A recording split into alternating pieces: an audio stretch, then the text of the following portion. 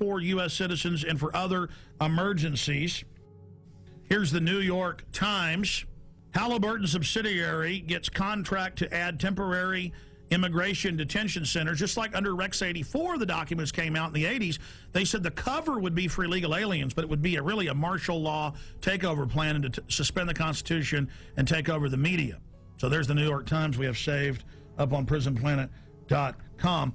Also, George Bush reopened all the Japanese and German prisoner of war camps in the U.S. and put water in, light in, and then just have them set up and ready. That was in the CBS News. Bush to preserve World War II internment camps. So there's that article. Pentagon paying for fake news in the U.S. White House paying for fake news in the U.S. It's now in the tens of billions every year. This is what's going on. The fake news reports they produced and put on radio and TV that were made by the government. I've had Congress people on talking about how it's illegal, the fake news. All of this is being done. Fake polls, everything. How are they preparing the public? When I saw this at the time, I saw Tommy Franks and Cigar Aficionado. I saw Tommy Franks on CNN, Fox, MSNBC go, gee, I'm real sorry about this, but one more big terror attack, we're going to have a military form of government and martial law. I'm real sad about that, but that's what the American people are going to demand. That's the only thing that'll keep them safe. Now, you don't expect him to come out and say, gee, we're going to have a military dictatorship. Militaries throughout history love taking over societies 99% of the time, and America's just been in the exception. No, he's got to introduce it like, gee, shuck, I'm real upset, but it is the only thing that'll keep us safe. The Constitution won't survive a WMD attack. And I said at the time, I said, he is part of the Pentagon's billions in fake news. That's illegal. The General Accounting Office has already ruled that they're paying off reporters and people to go on TV. I said, I bet my bottom dollar Franks is being paid off. Now they're rolling them out in the news. The camps will be for you when you're starving during the collapse of society, which is what the IMF and World Bank have done to countless third world countries, and their own documents say they want to do it here. They have to fully bankrupt you so they can consolidate everything with the tens of trillions of fiat currency they're holding and hoarding of taxpayer money. And then once the riots start, which they're trying to push, they have Zbigniew Brzezinski on MSNBC, we played that the other day, saying, I'm really worried about these bankers. They're going to cause riots nationwide. Millions and millions of unemployed. People really facing dire straits. And we're going to be having that for some period of time before things hopefully improve.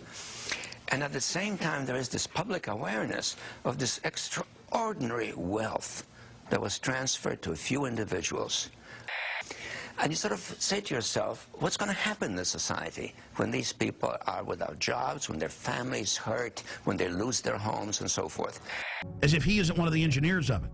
See, they know they've got revolution on their hands. They know that we did our job warning the people and exposing what was happening and putting all this information out, and people found out it was true.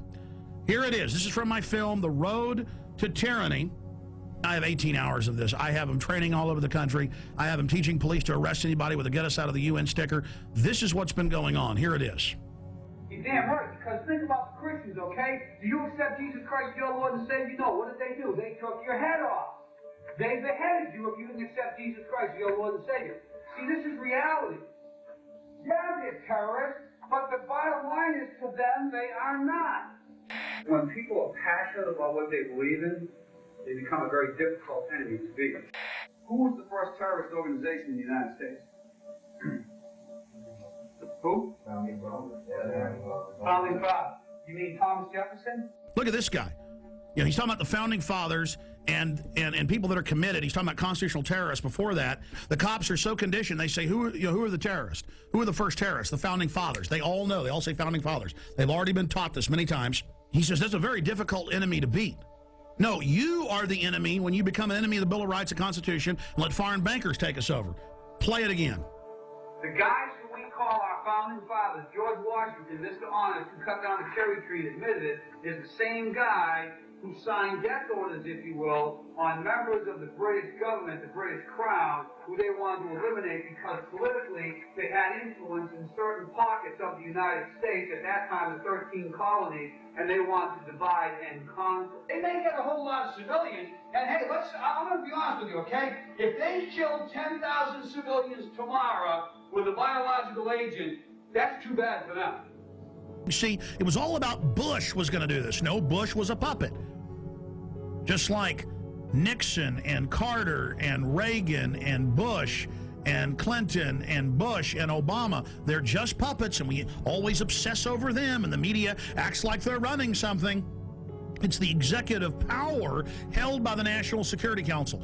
In fact, 3 weeks ago, they had an article about General James Jones and the National Security Council saying they've now taken over continuity of government, even from the executive and Homeland Security, and that this private group runs it all. And then General Jones was in the CFR website writing, I take all my orders from former national security heads, Henry Kissinger and the CFR. I mean, that's why in the last week there have been 4 mainstream news articles that we posted at Infowars.com and PrisonPlanet.com with Bilderberg group members like Etienne Davignon, the chairman of Bilderberg, saying, we set up the European Union, we set up the G20, we've set up the New World Order banking system.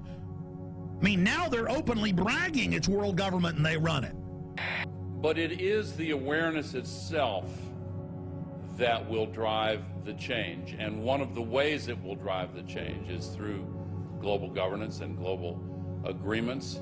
But the many business leaders who have been present here are among those taking leadership in other ways. Yet these problems can be overcome by a joint effort in and between our countries. 2009 is also the first year of global governance, with the establishment of the G20 in the middle of the financial crisis. The climate conference in Copenhagen is another step towards the global management of our planet. This is collective action, people working together at their best. I think a new world order is emerging, and with it the foundations of a new and progressive era of international cooperation. And then if I dare talk about it, they go, oh, shut up, Jones. You crazy nut, none of that exists. And if you talk about it, you're going to cause violence. Just give in to the New World Order, roll over to it, hand your guns in. Let's start with the airport adventures, which they now admit are going nationwide with the Viper teams at bus stops, train stops, the streets, shopping malls, random vans, sending you through body scanners, biometrically scanning 360 your naked body. Now, I've seen more in-depth images by the actual companies where they can zoom in on pores. Okay, so they're showing you a low-res image, but totally naked, your family, it's child porn, they don't care. Now, if you take a picture of your 2-year-old daughter in diapers, and this made ABC News and CNN, the children's bottoms weren't even seen, but because the children had towels around them hugging. That was a 3-year-old and 2-year-old. They were arrested. Their children were taken. So that's things that aren't bad are called bad. But then the government recording your naked wife, you, your children, and now they're going in at all major airports, 214, and people in Houston are being forced through them, but people are refusing and saying, no, you perverts, you're not going to do that. So Aaron Dykes and Rob Dew, back from 6 days of adventure with the police state in Canada and the U.S., tell us what happened. Well, I got hit up first. This was in